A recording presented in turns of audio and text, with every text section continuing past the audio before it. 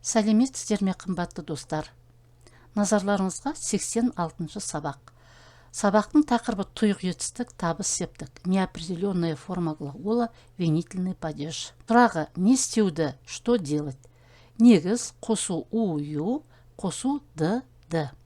Прочитаем примеры инфинитива в форме винительного падежа, табыс септік. Баруды, алуды, күтуді, жүруді, қоюды, құюды. Инфинитив табыс септік имеет свои особенности в отличие от других падежей. Дело в том, что предложения с его участием однотипные. Они используются с глаголами, выражающими желание, стремление что-то сделать, нравится, мечтать, решить и так далее, намерение или запланированные действия. Мен театрға баруды ұнатамын. Мне нравится ходить в театр. Мен Американы көруді армандаймын. Я мечтаю увидеть Америку. Біз жазда Алакөлге баруды жоспарлап қойдық. Мы запланировали поехать летом на Алакөл. Осы жерге үй салуды шештік. Мы решили построить дом здесь. Балам жаңа кәсіп ашуды ойлап жүр. Сын думает открыть новый бизнес. Зададим вопрос к инфинитиву в первых 3 предложениях. Мен театрға баруды ұнатамын. Мен ұнатамын не істеуді? Баруды. Мен Американы көруді армандаймын.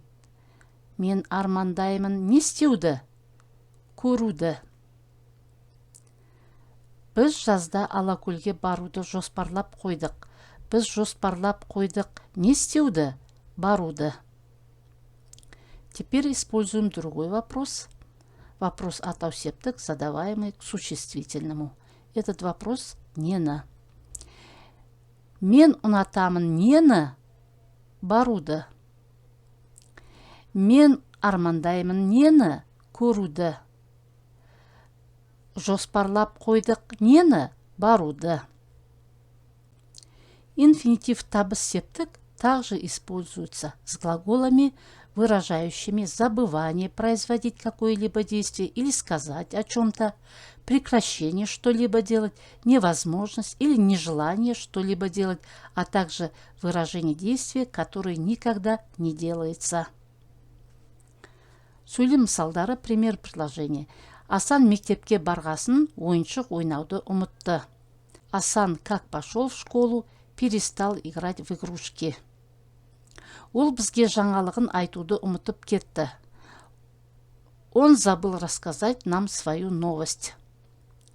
Біздің мысық үйге келуді қойды. Наш кот перестал приходить домой. Ол өтірік айтуды білмейді. Он никогда не врет. Дословно, он не знает, что такое врать. Оқушылар сабаққа кешігуді доғарды. Ученики перестали опаздывать на уроки. Как всегда, зададим вопрос к инфинитиву в винительном падеже. Итак, Асан мектепке барғасын ойыншық ойнауды ұмытты.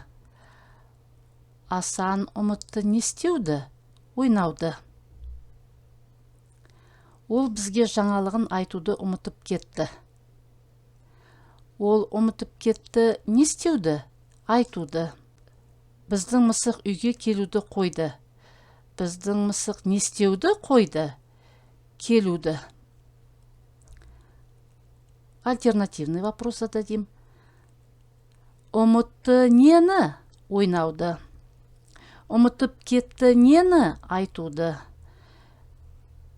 Қойды нені? Келуді. Кроме этого, инфинитив табыс септік используется с глаголами, выражающими требования, нежелание, продолжение, приоритет, отложение какого-либо действия. Ознакомимся с примерами. Мұғалім үй жұмысын тапсыруды талап етті. Учитель требовал сдачи домашнего задания. Ол басқа жұмысқа ауысуды қаламайды. Он не хочет переводиться на другую работу. Түстен кейін мен кітап оқуды жалғастырдым. После обеда я продолжила читать книгу.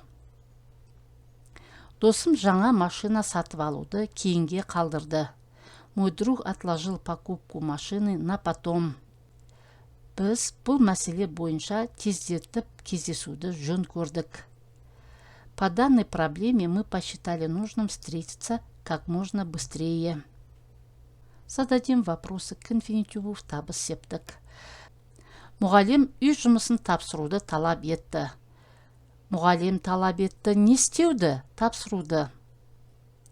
Ол басқа жұмысқа ауысуды қаламайды. Ол қаламайды не істеуді? Ауысуды. Түстен кейін мен кітап оқуды жалғастырдым. Жалғастырдым не істеуді?